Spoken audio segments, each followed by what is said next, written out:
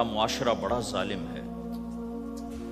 لاکھوں میں کوئی ایک گھر بچا ہوا تو الگ بات ہے، ورنہ میں تو دنیا پھری ہے، کیا دنیا دار کیا دیندار، سب ظلم ہی ظلم ہے. اتنی نیک عورتیں تہجد گزار مصلی سے اٹھتی نہیں، تسبیح ہاتھ میں ہے، لیکن جب وہ ساس بنتی ہیں تو ایسا ظلم ان کے اندر سے نکلتا ہے کہ کانپ اٹھتے ہیں در و دیوار. جب عورت ماں ہوتی ہے تو اس کے روئیں روئیں سے محبت کے چشمے پھوٹتے ہیں. وہی عورت جب ساس بنتی ہے تو ایک دم ظلم کی تصویر بن جاتی. اسے اپنی بہو میں کوئی خوبی نظر ہی نہیں آتی، عیب ہی عیب نظر آتے ہیں. اپنے بیٹے کو بھڑکاتی رہتی، یہ کرتی ہے. اور ایسے بے وقوف ہیں، کوئی ماں کی وجہ سے بیویوں کو تباہ کر دیتے ہیں، کوئی بیویوں کی وجہ سے ماؤں کو تباہ کر دیتے ہیں. یہ دونوں ظلم ہیں. ماں کی وجہ سے بیوی پہ زیادتی نہ کرو، بیوی کی وجہ سے ماں پہ زیادتی نہ کرو. بیوی کا اپنا مقام ہے، ماں باپ کا اپنا مقام ہے، بہنوں کا اپنا مقام ہے. 100% شکایات جھوٹی ہوتی ہیں، سب جھوٹ ہوتا ہے. اس لیے میرے رب نے دستور بتایا، ان جاءکم فاسق بنبأ فتبینوا. جب کسی کی خبر سنو، کوئی کمی کوتاہی سنو، اول تو سنو نہیں، اگر سننی پڑ جائے تو تحقیق کر لو. قاضی ایاس کے پاس آیا، ایک شخص آیا روتا ہوا، ہائے مر گیا. تو ان کے ساتھ ایک آدمی بیٹھے تھے، کہنے لگے حضرت اس کا قضیہ جلدی سے سن لیں، بیچارہ بڑا مظلوم لگتا ہے. کہنے لگے چپ کر، یوسف علیہ السلام کے بھائی بھی رات کو روتے ہوئے باپ کے پاس آئے تھے. ہر رونے والا مظلوم نہیں ہوتا.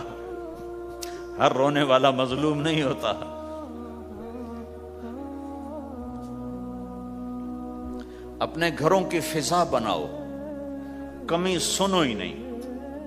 تمہاری بیوی ماں کی کمی بتانے لگے، کہا مجھے نہ بتا، تیری بڑی مہربانی. تمہاری ماں تمہاری بیوی کی کمی بتانے لگے، کہا اماں مجھے نہ بتا، تیری بڑی مہربانی.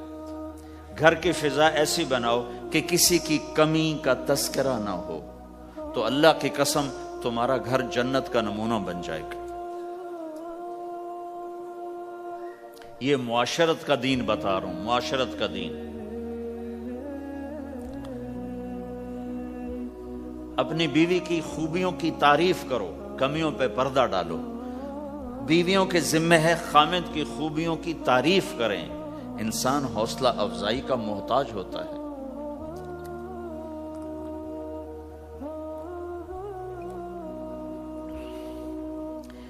ایک بزرگ ہے اپنے کسی مرید کے گھر، تو وہاں انہوں نے کھانا کھایا، کھانا ان کو پسند آیا.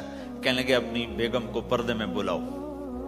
تو انہیں اپنی بیگم کو پردے میں بلایا، کہا بیٹی میں نے تیرا ہاتھ کا کھانا کھایا، بہت مزیدار تھا، اللہ تمہیں جزائے خیر دے، تم نے بہت اچھا پکایا. تو وہ زارو قطار رونے لگی.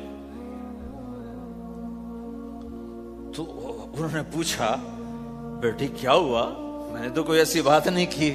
کہ نہیں حضرت آپ کی بات پہ رونا نہیں آیا، رونا اس پر آیا ہے کہ 30 سال سے میں اس شخص کے ساتھ رہ رہی ہوں، کبھی ایک دفعہ اس نے میرے ہاتھ کے پکے کی تعریف نہیں کی.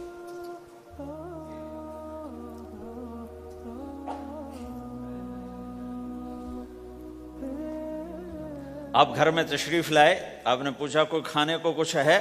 ام سلمہ رضی اللہ عنہ کا گھر. کہا یا رسول اللہ آج تو کچھ نہیں، سرکہ ہے. کہا واہ واہ واہ واہ، نعم الادام الخل، سرکہ تو بہت اچھا سالن ہے. سبحان اللہ، کیسے دلجوئی فرمائی اپنی بیگم کی، سرکہ تو بہت اچھا سالن ہے. یا تو نے نمک کم ڈال دیا، تو نے مرچی زیادہ کر دی.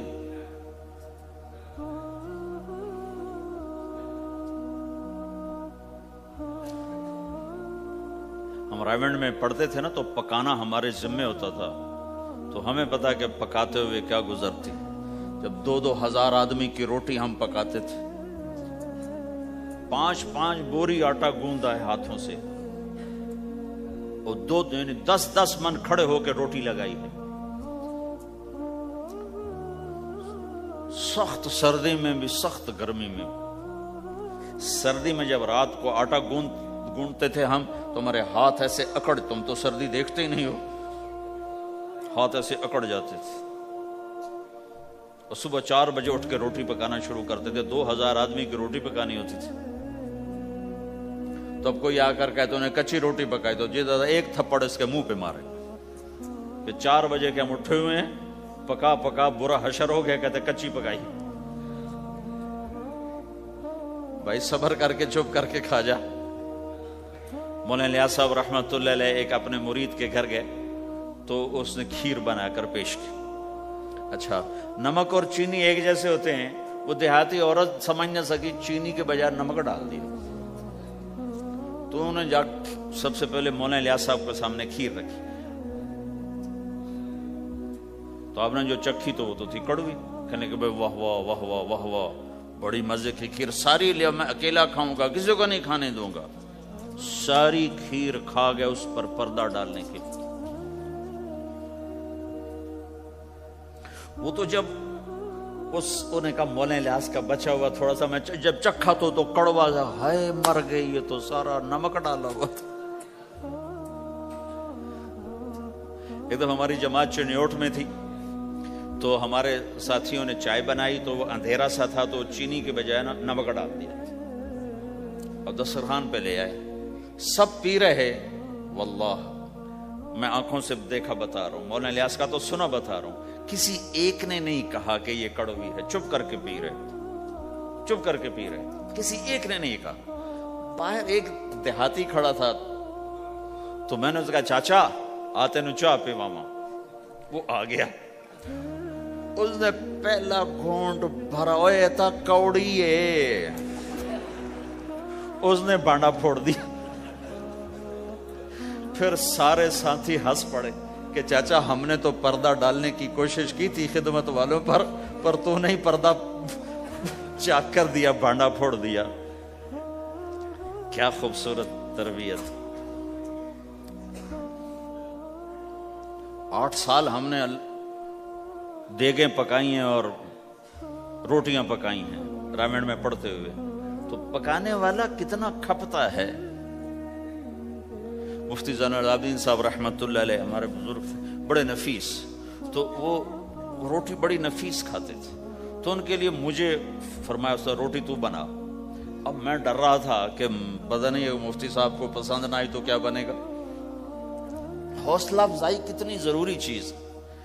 اب وہ میں روٹی ناشتے میں لا کے رکھی، اور اللہ کا فضل، اب تو خیر بھول بھلائیاں ہو گیا، ورنہ بہت نفیس روٹی میں بناتا تھا.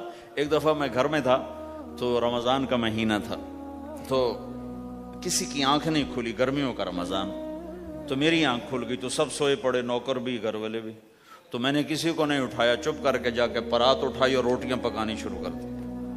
جب ساری روٹیاں پک گئیں، آخری پیڑا میرے ہاتھ میں تھا، تو میری بڑی بہن کی آنکھ کھل گئی. اس نے دیکھا تو میں روٹیاں پکا رہا. کو تیرا بھلا ہو جاوے، ایک ہی کیتا. میں کہا روز تم پکاتی ہو، آج میں پکا کے دے رہا ہوں، اس میں کیا ہے. تو میں نے روٹی پیش کی نا، تو مفتی صاحب نے 1-2 لقمے کھائے، تو میں وہ کھڑا سے کام بڑا، پتہ نہیں اب کیا ہوتا، کس نے پکائی ہے. میں نے کہا جی میں نے پکائی. ماشاءاللہ بہت اچھی پکائی. تو میرا دل اتنا بڑا ہو گیا. حوصلہ افزائی کرنا، برائیوں کو.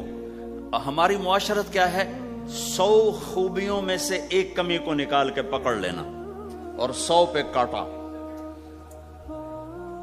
100 نظر نہیں آتی، ایک کمی کو پکڑ کے اسے اچھال رہے اچھال رہے اچھال رہے اچھال رہے اچھال رہے.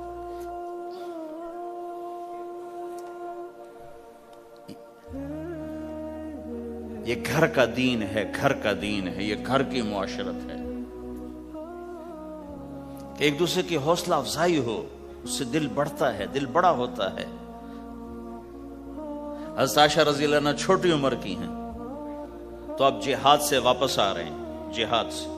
تو آپ نے صحابہ سے کہا آگے چلے جاؤ. سارے سب آگے چلے گئے اور نظروں سے غائب ہو گئے. تو اب خود اللہ کے نبی کہہ رہے ہیں عائشہ میرے ساتھ دوڑ لگاؤ گی؟ دوڑ لگائیں. تو حضرت عائشہ نے کہا لگاؤں گی. سبحان اللہ. سارے عالم کا ہادی تمہیں گھر کی زندگی بتا رہا ہے کہ گھر میں زندگی کیسی ہوتی. یہ مولوی صاحب چاہتے ہیں فتوے سے گھر چلاؤں، فتوے سے تھوڑا ہی چلتا ہے، وہ تو محبت سے چلتا ہے. تو فرمانا کہ ہم نے دوڑ لگائی تو میں آگے نکل گئی، اللہ کے نبی پیچھے رہ گئے. پھر کچھ عرصہ گزرا تو آپ ایک جہاز سے واپس آ رہے تھے. آپ نے صحابہ سے کہا تم سب آگے چلے جاؤ. سب آگے چلے گئے، نظروں سے اوجھل ہو گئے، غائب ہو گئے. تو پھر آپ نے کہا عائشہ دوڑ لگاؤ گی؟ کہا جی لگاؤں گی. پھر ہم نے دوڑ لگائی تو فرمانے لگے ان دنوں میں ذرا موٹی ہو گئی تھی. تو اللہ کے نبی مجھ سے آگے نکل گئے. تو آپ نے کہا ہذہ بتلک، کہ اب تیرا میرا حساب برابر ہو گیا. پہلے تو جیت گئی تھی، آج میں جیت گیا. حضرت عائشہ رضی اللہ تعالیٰ عنہ کو لقمے بنا کے کھلاتے تھے. بڑی بڑی بوٹیاں کھانے کا رواج تھا عربوں میں، بڑی بڑی بوٹیاں بناتے تھے، چھوٹی چھوٹی بوٹی نہیں ہوتی تھی. تو حضرت عائشہ رضی اللہ عنہ نے مثلا بوٹی اٹھائی، کبھی کبھی گھر میں مہینے میں ایک آدھ دفعہ گوشت بنتا تھا تو آپ بوٹی اٹھا کر ایسے کھاتی نوچتی. تو ساری تو ایک دم کھائی نہیں جاتی تو رکھ دیتی تھی. تو اللہ کا نبی وہی بوٹی اٹھاتے تھے اور حضرت عائشہ کو دکھا کر جہاں سے انہوں نے کھایا ہوتا تھا وہاں سے کھاتے تھے. ایسے عائشہ رضی اللہ عنہ پانی کا پیالہ اٹھاتی اور پیتی. وہ پہلے بھی بڑے ہوتے تھے، ایسے چھوٹے گلاس نہیں ہوتے تھے. تو وہ پیتی تو جب رکھ دیتی تو اللہ کا نبی پیالہ اٹھاتے، جہاں اما عائشہ کے ہونٹ لگے ہوتے تھے وہاں ہونٹ لگا کے پانی دکھا کے یہ کرتے تھے. یہ بتا رہے ہیں اظہار محبت رشتوں میں بہت ضروری ہے. اظہار ضروری، بھائی کو بتاؤ میں تیرا بھائی ہوں، اس کے سامنے اظہار محبت ضروری ہے. بیوی سے اظہار محبت ضروری ہے، بیوی کا خامن سے اظہار ضروری ہے. ماں باپ سے اظہار ضروری ہے.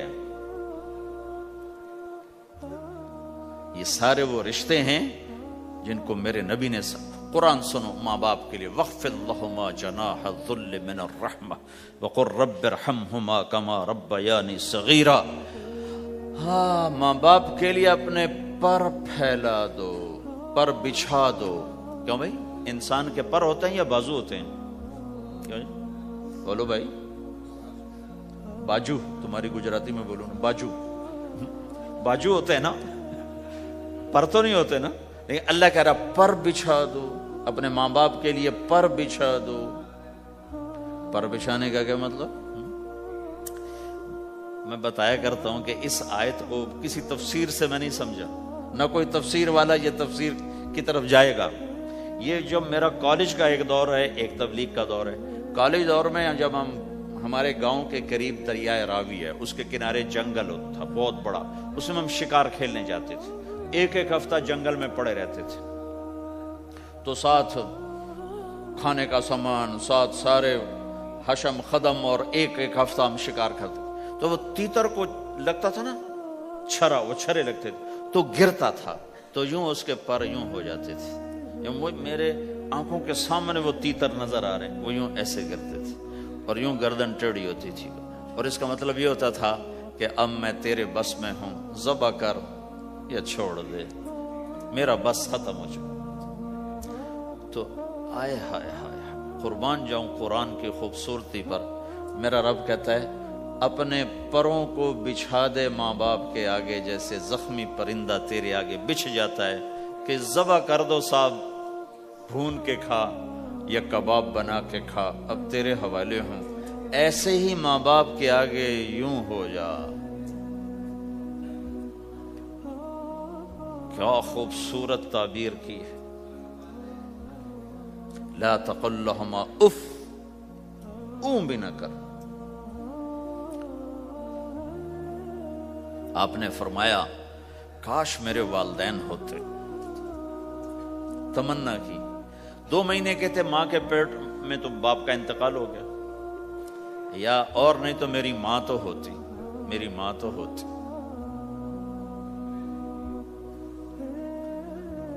اور میں عشاء کی نماز کے مصلی پہ کھڑا ہوتا اور میں سورۃ فاتحہ شروع کر چکا ہوتا اور ادھر سے میری ماں کہتی محمد، تو میں ماں کے لیے نماز توڑ دیتا.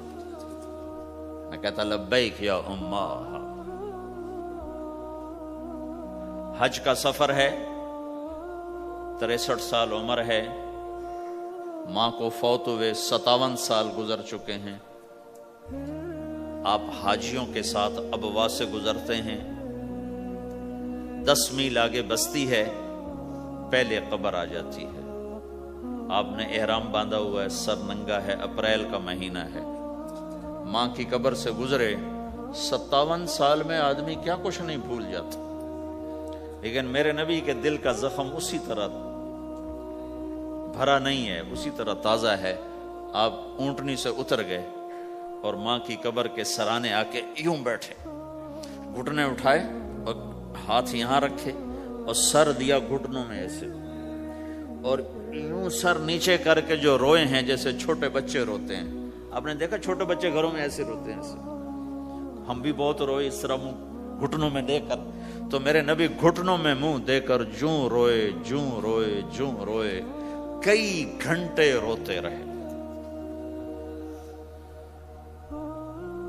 سن 2000 میں حضرت آمنہ کی قبر کی زیارت کے لیے پہنچا، ڈھونڈتے ڈھونڈتے اللہ نے پہنچایا، ایک رہبر کو ساتھ لیا، وہ پہاڑوں کے اندر وہ قبر ہے، تو وہ اندر ہمیں لے گیا۔ راستہ کوئی نہیں تھا، جس کو پتا ہو وہ پہنچا سکتا ہے، ویسے کوئی نہیں جا سکتا۔ کالے پہاڑ، چھوٹے چھوٹے، کانٹے دار جھاڑیاں، ایک پہاڑی ہوگی اتنی اونچی جتنی آپ کی چھت ہے، اس کے اوپر باقی پہاڑ تو ایسے تھے، نوک نکلی ہوئی، وہ اوپر فلیٹ تھا، کوئی 10 بائی 10 تقریباً۔ وہاں میرے نبی کی ماں آرام کر رہی تھی، تو میں نے چاروں طرف دیکھا تو 2000 یعنی صرف 12 سال پہلے جنگل، ویرانہ، وحشت، 1400 سال پہلے یہاں کیا ہوگا۔ میں اللہ کی بے نیازی سے کانپ رہا تھا کہ میرے رب، جس کی خاطر تو نے کائنات بنائی، یہاں اس جنگل میں اس پہ اتنا امتحان ڈالا، وہ بھی 6 سال کی عمر میں۔ باپ دیکھا نہیں، بہن کوئی نہیں، بھائی کوئی نہیں، خالہ کوئی نہیں، کوئی ساتھی کوئی نہیں۔ 3 دن بعد یہ موت آتی تو مکے میں آتی تو کئی سینے سے لگاتے، 3 دن پہلے یہ موت آتی تو مدینے میں آتی، کئی سینے سے لگاتے، مدینے سے بھی نکالا اور مکے سے بھی دور کیا، اور جنگل کے اندر صرف 25 سال کی عمر میں اما آمنہ رضی اللہ تعالیٰ عنہ پہ موت نے وار کیا، اور اللہ کے نبی گھبرا گئے۔ 6 سال کے بچے کو سمجھ میں نہیں آ رہا کہ یہ کیا ہو رہا ہے۔ حضرت آمنہ بول نہیں پا رہے، مجھے لگتا ہے غالباً ہارٹ اٹیک ہوا ہوگا۔ 3 افراد، والدہ، خادمہ ام ایمن اور میرے نبی، اور حضرت آمنہ یوں تڑپ رہی تھی، ایسے پہلو بدل رہی، تڑپ رہی تھی، اور آپ سہمے ہوئے بیٹھے تھے اور سمجھ میں نہیں آ رہا تھا ہوا کیا ہے۔ پھر حضرت آمنہ نے آخر میں اپنے آپ کو، ہارٹ اٹیک میں بولا نہیں جاتا، مجھے ہوا تھا تو مجھے پتا ہے بولا نہیں جاتا، آخر بجھتی شمع بھڑکی کا بیٹا، ہر زندہ نے مرنا ہے، ہر جوانی نے ڈھلنا ہے، لگتا ہے میرے جانے کا وقت آ چکا ہے، ولد تو طہرن، تو ایسا پاک ہے کہ تیرے ذریعے سے سارا عالم پاک ہوگا۔ اور شمع بجھی اور چھوٹا سا معصوم بچہ ماں کے سینے پر سر رکھ کے جو رویا ہے، کاش تم اس جگہ پہ ہوتے، اس خوبصورت ملک میں، تم ابوا کو کیسے جانو، اور میں تمہیں کیسے بتاؤں۔ میں ہزاروں دفعہ یہ قصہ سنا چکا ہوں، مجھے ہر دفعہ رونا آتا ہے کہ میں وہاں اپنے آپ کو محسوس کرتا ہوں کہ ہائے، یہاں اس جگہ اتنا بڑا امتحان، اور صرف 6 برس کا، کون وہاں قبر بنانے آیا؟ کوئی گزرے ہوں گے، ویسے تو کسی کے بس میں نہیں وہاں قبر بنانا۔ جب پہاڑ سے نیچے اترے تو ہمارے نبی پھر بھاگے۔ جب ام ایمن اوپر پہنچی ہیں تو کیا منظر تھا کہ ابوا کے پہاڑ بھی روئے اور زمین آسمان بھی روئے، اور ہر پتھر رویا کہ 6 سال کا معصوم بچہ 2 جہان کا سردار ہے، جنت کا چابی بردار ہے، اللہ کا جھنڈا ان کے ہاتھ میں ہوگا، شفاعت ان کی کہ طفیل حساب ہوگا، ان کی شفاعت کے ساتھ پل پار ہوگا، ان کے صدقے جنت کا دروازہ کھلے گا، ان کے صدقے جنت میں داخلہ ہوگا، ان کے صدقے گناہوں کی معافی ہوگی۔ اور اتنی بڑی ہستی والضحیٰ واللیل اذا سجا کا ٹائٹل لینے والا، وما ارسلناک الا کافۃ للناس بشیرا ونذیرا کا ٹائٹل لینے والا، 6 سال کا بچہ، مجھے دیکھو ماں کی قبر کو سینے سے لگایا ہوا تھا اور اس کے اوپر لیٹے ہوئے تھے۔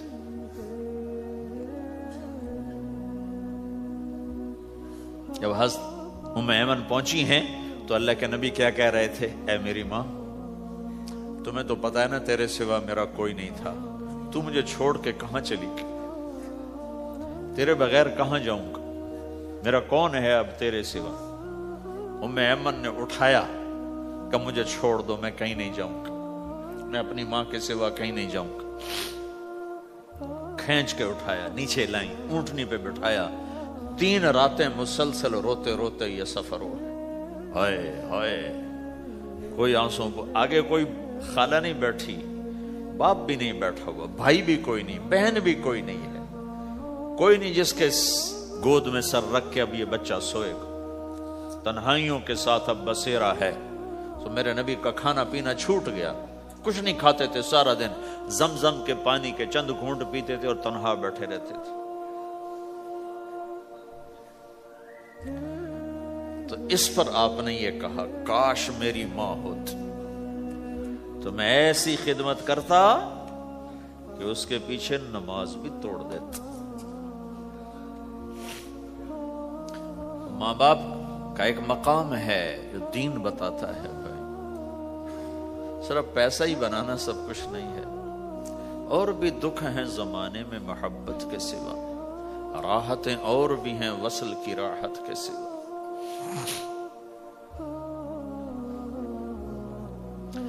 ماں باپ کا ایک مقام ہے، ان کو مقام دو، لیکن ماں کی وجہ سے بیوی پہ ظلم نہ کرو، بیوی کے عشق میں ماں پہ زیادتی نہ کرو۔ یہ گھر کی معاشرت ہے، یہ گھر کی زندگی ہے۔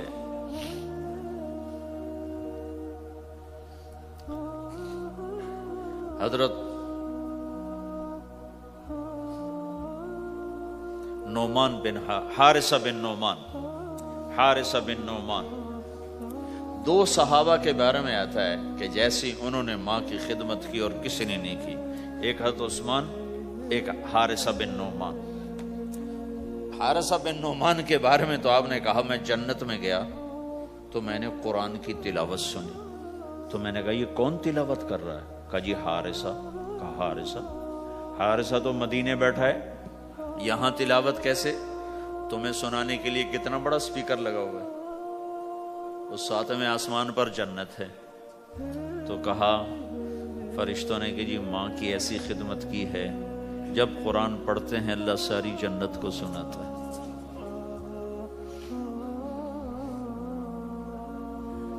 تو جن کے والدین یہاں ساتھ ہیں وہ انہیں غنیمت جانو، ان کی خدمت کرو۔ لیکن میں بار بار اس لیے بتا رہا ہوں کہ یہ پہلو میں بہت کمی زیادتی ہے کہ ماں باپ یا ماں کی وجہ سے بیوی پہ زیادتی نہ کرو، چونکہ ساس کو میں نے رحم دل نہیں دیکھا، چاہے وہ تہجد گزار ہو، چاہے وہ روزے دار ہو، چاہے وہ حج عمرے کرتی ہو، چاہے سارا دن تسبیح اس کے ہاتھ میں ہو، میں نے کسی ساس کو رحم دل نہیں دیکھا، چونکہ یہ اخلاق سیکھے ہی نہیں ہے، سکھائے ہی نہیں ہے کسی کو۔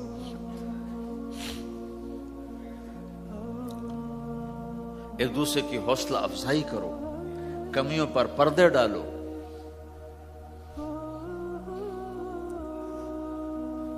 اپنے گھروں میں تم پرائے دیس میں اولاد کو وقت دو، اولاد کو ٹائم دو۔ دین سکھانے کے لیے سب سے پہلا مدرسہ ماں باپ ہیں، تربیت کی پہلی جو مجلس ہے وہ ماں باپ ہیں۔ اگر ماں باپ ٹائم دیتے رہیں گے تو اولاد کے اندر دین آئے گا، اگر ماں باپ نے ٹائم نہ دیا، 2 جہان کے سردار ہیں، اپنے بچوں سے کیسے گھل ملے ہوئے ہیں، آپ حسن حسین دونوں کو کھڑا کرتے. جعفر رضی اللہ عنہ جوانی میں شہید ہو گئے تھے، ان کے 3 بیٹے عبداللہ اور محمد، ان کو کھڑا کرتے، پھر خود ایسے بیٹھ جاتے. ہاں بھائی، جو مجھے پکڑے گا اس کو انعام ملے گا، سب سے پہلے جو مجھے ہاتھ لگائے گا اس کو انعام ملے گا. تو 5 بچے دوڑ لگاتے، کوئی سر پہ چڑھتا، کوئی گود میں، کوئی کمر پہ، اور کوئی کہتا میں نے پہلے ہاتھ لگایا، میں نے پہلے ہاتھ لگایا ہے. یہ 2 جہان کے سردار اپنے بچوں کے ساتھ تمہیں زندگی سکھا رہے ہیں. فرض نماز، نفل نہیں بھائی، فرض با جماعت نماز ہو رہی، اور حضرت زینب کی بیٹی امامہ کو یہاں بٹھایا ہوا فرض نماز میں. اور نبی کی نماز میں تو کوئی فرق نہیں پڑتا، ہماری نماز تو ٹوٹ جائے گی، نبی کی نماز میں تو کوئی فرق نہیں پڑتا. پھر جب آپ رکوع میں جاتے تو ان کو بٹھا دیتے، سجدہ کر کے اٹھنے لگے پھر اٹھا کے یہاں بٹھا کے پھر نماز شروع کر دیتے. ذرا تمہیں سکھانے کے لیے ہے. آپ سجدے میں گئے، فرض، تو حسن رضی اللہ عنہ کمرے سے نکلے اور دوڑتے ہوئے کہ اللہ کے نبی کی کمر پہ چڑھ گئے. تو آپ نے سجدہ لمبا کر دیا.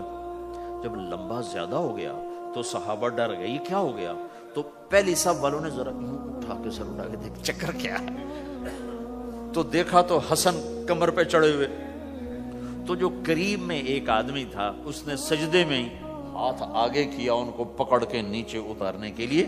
تو اللہ کے نبی کی یہاں سے نظر پڑی کہ ایک ہاتھ آگے آ رہا ہے، تو آپ نے یوں اشارہ کیا، چھوڑ دو کچھ نہ کہو. تو جب تک حسن نہیں اترے کمر سے آپ نے سجدے سے سر نہیں اٹھایا.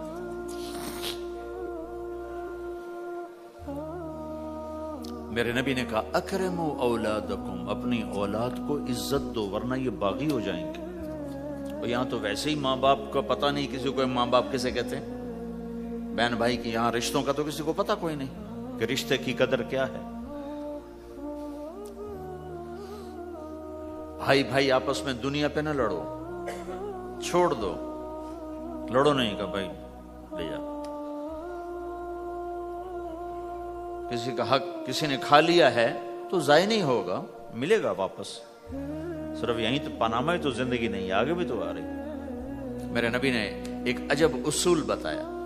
آپ نے مدینے والوں سے فرمایا میرے بعد تمہیں تمہارا حق نہیں ملے گا، تم کیا کرو گے؟ انہوں نے کہا جی ہم تلوار اٹھائیں گے، اپنا حق وصول کریں گے. تو آپ نے فرمایا میں تمہیں اس سے بہتر بات بتاؤں، اس سے بہتر بتاؤں؟ کہا جی کیا؟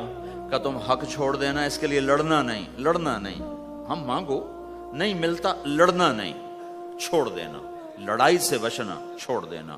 اور قیامت کے دن حوض کوثر پہ مجھ سے آ کے ملاقات کر لینا، میں اللہ سے سارے پورے کروا کے دے دوں. جب تمہارا وکیل ہو محمد مصطفیٰ جی صلی اللہ علیہ وسلم اور جج ہو اللہ، تو کیسا فیصلہ آئے گا؟ یہاں تم کتنا کو لے لو گے ڈالر میں، پلاٹ میں کتنا لے لو گے؟ ہاں لو، اپنا حق نہ چھوڑو، لیکن اگر لڑائی ہو رہی ہے تو پھر چھوڑ دو، چلو لے جاؤ، میں رشتہ قربان نہیں کروں گا، چیز قربان کر دوں گا. اللہ تمہاری نسلوں کو یہاں بھی نہال کرے گا. آگے انتظار کرو، اللہ کے نبی حوض کوثر پہ تمہارے انتظار میں ہے. آ جاؤ، جن کے حق مارے گئے آ جاؤ، آج میں اللہ سے لے کر دیتا ہوں. اور آخری بات کرتا ہوں، بات ختم کرتا ہوں. ان ساری گھر کی زندگی، بازار کی زندگی، میاں بیوی کی زندگی، ماں باپ کے ساتھ، بیوی کے ساتھ، بیوی کا خامند کے ساتھ، بھائی کا بھائی کے ساتھ، بہن کا بھائی کے ساتھ، ان سارے رشتوں میں اور آپ کا آپس میں آپ مختلف لوگ بیٹھے ہوئے ہو، آپ سب کا آپس میں یہ سب کچھ قائم ہو جائے جو میں کہنے کی کوشش کر رہا ہوں. آخری ایک بات کہتا ہوں. اللہ کے نبی نے فرمایا معاذ تمہیں سارے دین کا خلاصہ بتاؤں؟ افلا انبئک بملاک ھذا کلہ، معاذ میں تمہیں سارے دین کا خلاصہ بتاؤں؟ میں پھر کہتا ہوں معاذ میں تمہیں سارے دین کا خلاصہ بتاؤں؟ دین کا خلاصہ. انہوں نے کہا جی کیا ہے؟ یہ کب کی بات ہے؟ آپ تبوک کے سفر سے واپس آ رہے ہیں اور معاذ رضی اللہ عنہ پوچھتے ہیں یا رسول اللہ جنت میں جانے کا راستہ تو بتائیں. تو آپ فرماتے ہیں نماز قائم کر، زکوٰۃ دے، روزے رکھ. روزہ ڈھال ہے، صدقہ گناہوں کو مٹاتا ہے، رات کا قیام اللہ تعالیٰ کی بارگاہ میں اللہ کی رضا کی خاطر جنت کے دروازے کھلواتا ہے. ایک لمبی نصیحت ہے، پورا دین اس میں سمجھاتے ہیں. پھر آپ نے آخر میں کہا معاذ اب میں تمہیں سارے دین کا خلاصہ بتاؤں. تو انہوں نے کہا جی وہ کیا ہے؟ تو مجھے دیکھو سارے. تو آپ نے یوں کیا،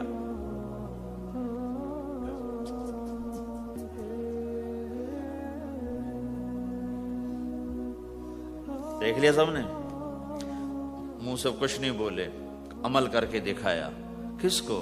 کوئی چھوٹا بچہ سامنے کھڑا ہوا ہے. کون کھڑا ہے؟ معاذ. معاذ کون ہے؟ آپ نے کہا قیامت کے دن میری امت کے علماء کا جھنڈا معاذ کے ہاتھ میں ہوگا. اس کو یوں سمجھا جیسے چھوٹے بچے کو سمجھاتے ہیں. معاذ زبان پہ قابو رکھنا، زبان پہ قابو رکھنا، زبان پہ قابو رکھنا تو سارا دین تیرا محفوظ. اگر زبان قابو میں ہے بیوی کی، خاوند کی، ماں کی، باپ کی، بھائی کی، بہن کی، پڑوسی کی، پارٹنر کی، ساتھی کی، پورا دین محفوظ ہو جائے گا، گھر جنت بن جائے گا. زبان اگر تیز ہو گئی تو بس سارا دین برباد. دین میں بچے گا ہی کچھ نہیں اگر زبان پہ قابو نہیں تو. میرے پاس وکیلوں کا وفد آیا، ہم جماعت میں تھے مظفر آباد. تو میں نے آدھا گھنٹہ بات کی. کہا جی آپ کی بہت نصیحتیں سنی ہیں، آخر میں کوئی ایک نصیحت کر دیں. تو میں نے کہا یہ کہ نہیں یہ نہیں، کوئی اور نصیحت کرے. یہ بڑا مشکل کا، ایک تو یہی ہے کہ اسے قابو میں رکھو. ایک میٹھا بول دلوں کو خرید لیتا ہے اور ایک کڑوا بول زندگی میں زہر گھول دیتا ہے. میں اور آپ کیا حیثیت رکھتے ہیں؟ میرے نبی کی خدمت میں پیش ہوئے ابو سفیان بن حارث اور عبداللہ بن ابی امیہ، ایک پھوپھی کا بیٹا ایک تایا کا بیٹا. ابو سفیان تایا کا بیٹے، عبداللہ بن ابی امیہ پھوپھی کے بیٹے. کہا ہم آئے ہیں، اندر اطلاع بھجوائی، توبہ کرنے آئے ہیں، مسلمان ہونا چاہتے ہیں. تو آپ نے فرمایا مجھے ان کے اسلام کی کوئی ضرورت نہیں ہے، میں ان کو بیعت نہیں کروں گا. انہوں نے مجھے بڑا دکھ دیا ہوا ہے. طائف والوں سے زیادہ تھا. طائف والوں نے تو پتھر مار مار لہولوہان کر دیا تھا. حضرت عائشہ نے پوچھا یا رسول اللہ سب سے زیادہ آپ نے دکھ کہاں دیکھا؟ کہا طائف کی وادی میں. لیکن جب وہ پتھر مارنے والے مدینے میں آئے تو آپ نے ان کا استقبال کیا. اب ایک پھوپھی کا بیٹا ہے، ایک تایا کا بیٹا، آپ کا نہیں، میں نہیں ملوں گا. کیوں؟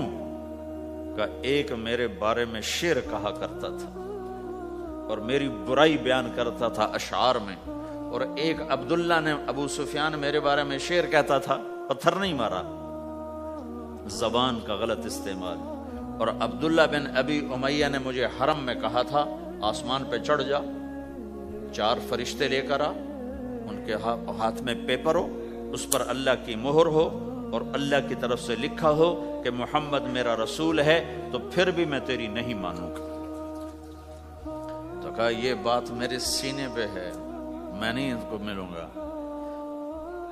کڑوی بات تو نبی کا سینہ تنگ کر دیتی. تم بیوی سے بولو گے یا بیوی خامن سے بولے گی، یا بچے سے بولو گے بچہ آپ سے بولے گا، یا ماں باپ سے بولو گے ماں باپ آپ سے بولیں گے، بھائی سے بولو گے، ساتھی سے بولو، کیا حال ہوگا؟ کیا پیچھے بچے گا؟ تو میں قربان جاؤں حضرت ام سلمہ رضی اللہ تعالیٰ عنہ پر. انہوں نے بڑا عظیم کردار ادا کیا ہے 2 موقعوں پر.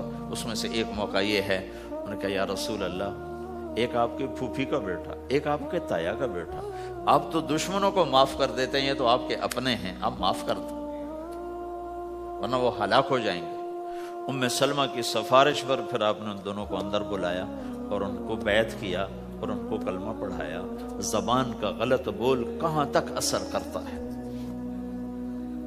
تو یہ میری آخری بات ہے، اپنی زبانوں پہ قابو. ہم انسان ہیں، ہو جائے گا، جب ہو جائے تو پھر معافی مانگو، معافی مانگو۔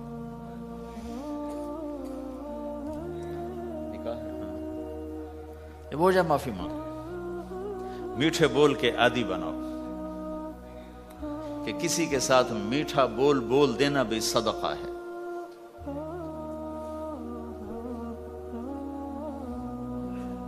تو بھائیو یہ ایک معاشرت ہے۔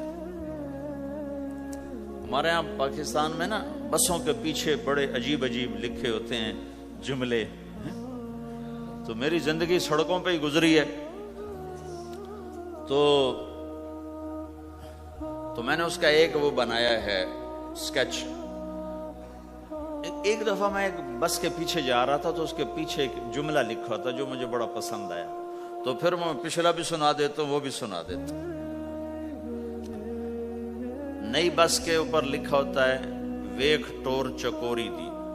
چکور ایک پرندہ بڑے نخرے سے چلتا ہے، تو نئی بس کے پیچھے لکھا ہوتا ہے مجھے دیکھو میں چکور کی طرح چل رہی ہوں۔ جب ذرا پرانی ہوتی تو اس کے پیچھے لکھا ہوتا ہے ہارن دے کر پاس کریں۔ جب زیادہ پرانی ہو تو پھر اس کے پیچھے لکھا ہوتا ہے یا پاس کر یا برداشت کر۔ اور زیادہ پرانی ہو تو اس کے پیچھے لکھا ہوتا ہے نہ چھیڑ ملنگانو۔ ملنگ سمجھ تو نہ چھیڑ ملنگانو، یہ ایسے جملے لکھے ہوتے۔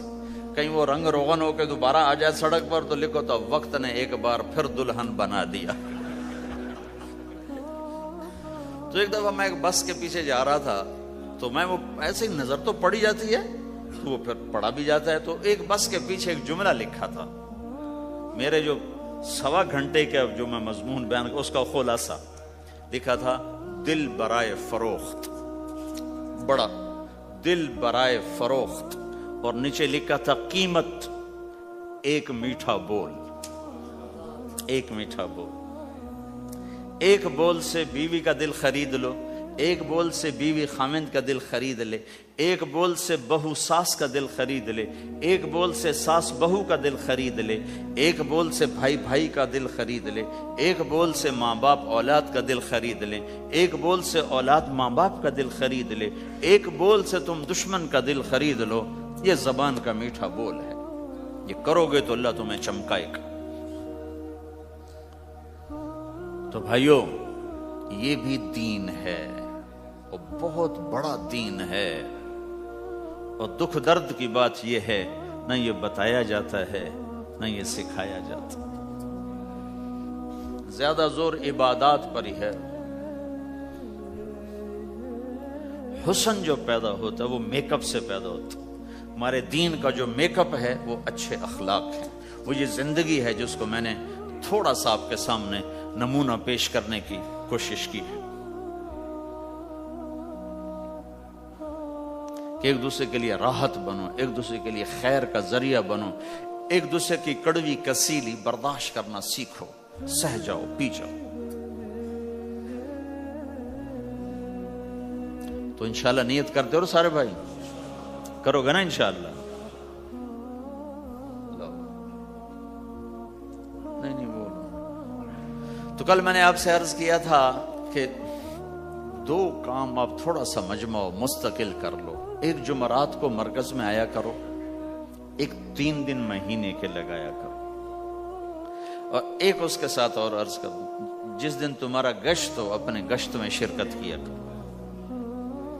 تو انشاءاللہ یہ جو باتیں میں نے آپ سے کہی ہیں یہ آہستہ آہستہ ساری قابو میں آ جائیں گی۔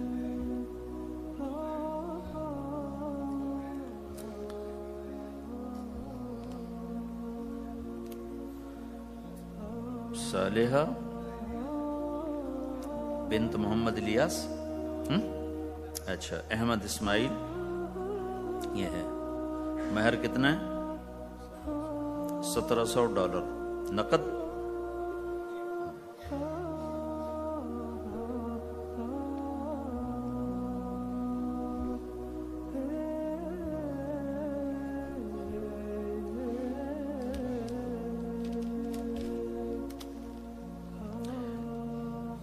میں نکاح سے پہلے جو باتیں کیا کرتا ہوں آج وہ ساری تقریباً میں نے آپ کے سامنے پیش کر دی ہیں، کہ کسی بھی گھر کو اگر خوش باش، کوئی گھر یہ چاہے کہ ہم خوش باش رہیں، تو ایک دوسرے کی برائیاں دیکھنا چھوڑ دیں، ایک دوسرے کی کمیاں پکڑنا چھوڑ دیں، ایک دوسرے کو تانا دینا چھوڑ دیں، ایک دوسرے کے عیب چھپائیں، اپنے گھروں میں غیبت نہ کریں، کسی کی برائی نہ کریں، اپنے بچوں کو بھی اس کا عادی بنائیں، نہ کسی کی کریں نہ کسی کی سنیں۔ میں نے اپنی زندگی میں بہت کم لوگ دیکھے ہیں جو اس چیز پہ عمل کرتے ہیں۔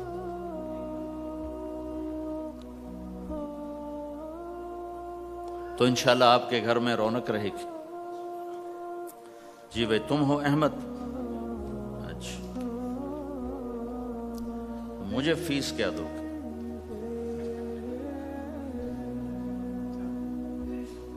کیا کرتے ہو؟ کیا کرتے ہو؟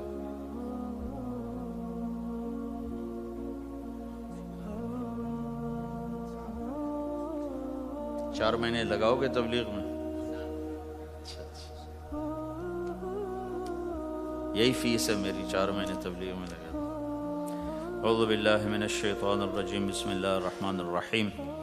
یا ایھا الناس انا خلقناکم من ذکر وانثی وجعلناکم شعوبا وقبائل لتعارفوا ان اکرمکم عند اللہ اتقاکم، وقال النبی صلی اللہ علیہ وسلم اعظم النکاح برکۃ ایسرہ معونہ او کما قال۔ جی بھائی، صالحہ بنت محمد الیاس کو 1700 امریکی ڈالر مہر معجل کے عوض تمہارے نکاح میں دیا، قبول کیا؟ اللہ جزائے خیر۔ درود شریف پڑھو بھائی۔ اللہم لک الحمد کما انت اہلہ، فصل علی محمد کما انت اہلہ، وفعل بنا ما انت اہلہ، انک اہل التقوی و اہل المغفرہ۔ ربنا آتنا فی الدنیا حسنہ وفي الآخرة حسنة وقنا عذاب النار۔ اللهم إنا نسألك الهدى والتقى والعفاف والغنى۔ یا اللہ، یہ چھوٹا سا مجمع تیرے ماننے والوں کا، تیرے حبیب کی امت کا دور دراز دیس میں ہے، یا اللہ ان کی نسلوں کی حفاظت فرما، انہیں ضائع ہونے سے بچا، گم ہو جانے سے بچا، باہر کے گندے ماحول سے حفاظت فرما، باہر کی غلاظت سے محفوظ فرما، اچھا مسلمان بنا، اچھا شہری بنا، ہر روپ میں خوبصورت انسانیت کا پیکر بنا، ہر روپ میں یا اللہ عالی اخلاق والا بنا۔ یا اللہ ہم سب سے راضی ہو جا اور پوری امت سے راضی ہو جا۔ جن گناہوں کی وجہ سے تو ناراض ہوا اور امت کا سفینہ ڈوبا، وہ گناہ معاف کر دے، معاف کر دے، معاف کر دے۔ یا اللہ پوری انسانیت کو ایمان کے نور سے روشن فرما دے۔ یا اللہ پوری دنیا کے بسنے والوں کو اپنا تعلق عطا فرما دے۔ یا اللہ کلمہ پڑھنے والوں کو اپنی رضا والی زندگی عطا فرما دے۔ یا اللہ تو ہمارا مالک ہے، ہم تیرے بندے ہیں، تو نے سمجھایا ہم کوئی نہ سمجھے، تو نے روکا ہم کوئی نہ روکے۔ یا اللہ، یا اللہ آج تیری بارگاہ میں توبہ کرتے ہیں، ہماری توبہ قبول فرما لے، قبول فرما لے۔ یا اللہ تیرے ہی فضل سے یہ مسجدیں بنی، تیرے ہی فضل سے یہ آباد ہوئیں۔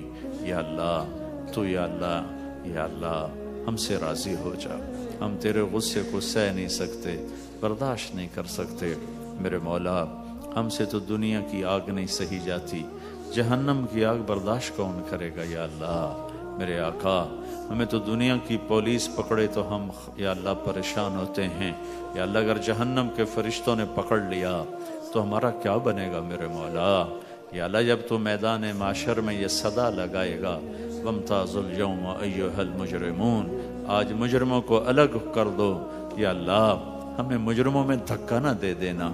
اے کریم آقا تیری عزت کی قسم زندگی میں جھولی میں کچھ عمل نہیں، خالی ہاتھ ہیں، اور جھولی بھی پھٹی ہوئی ہے، کشکول بھی ٹوٹا ہوا ہے۔ یا اللہ پریشان ہیں کہ حشر کے میدان میں تیرا سامنا کیسے کریں گے میرے مولا، جب تیرے بڑے بڑے نیک بندے، بڑی بڑی نیک بندیاں، بڑے بڑے عمل لے کر آئیں گے، ہم کدھر کھڑے ہوں گے؟ یا اللہ نہ چھپنے کی جگہ ہے، نہ بھاگنے کی جگہ ہے۔ نہ کہیں دائیں بائیں ہونے کی جگہ ہے، پھر تیرے نبی کا سامنا بھی ہونا ہے، ہم ان کو منہ کیا دکھائیں گے میرے مولا؟